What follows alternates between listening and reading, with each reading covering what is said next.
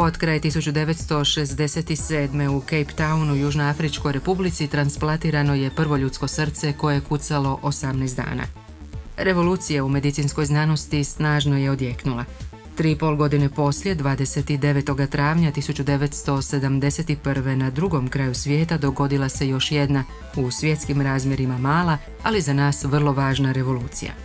Tog je dana odlukom Savjeta Sveučilišta u Zagrebu jedno drugačije srce dobilo prvi impuls. Osnovan je Sveučilišni računski centar, poznatiji po skraćenici Srce.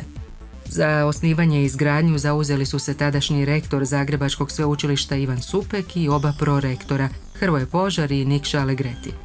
Srce je osnovano kao središnja informatička, računalna infrastrukturna ustanova akademske istraživačke zajednice u Hrvatskoj, a najvažnija je zadaća razvoj kompjutorizacije cijele Hrvatske.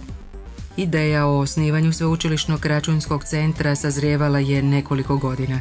Bilo je to vrijeme modernizacije kada se pojavila potreba za centrom za pohranu podataka i mjestom iz kojeg bi se širila informatizacija ne samo sveučilišta, nego i gospodarstva i cjelokupnog društva. Nabavljena je nova, najmodernija oprema i američki računalni sustav UNIVAC 1110, super računalo, tada najveće i najbrže u ovom dijelu Europe. Srce je postalo temelj buduće mreže povezane s europskom mrežom računala.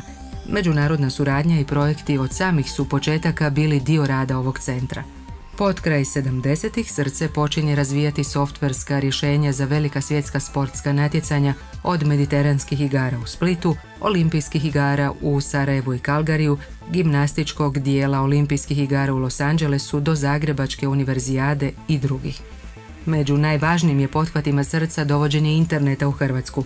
Izgrađena je akademska mreža Carnet i dobivena vršna domena. Tako 1993. Srce HR postaje prva hrvatska internetska domena.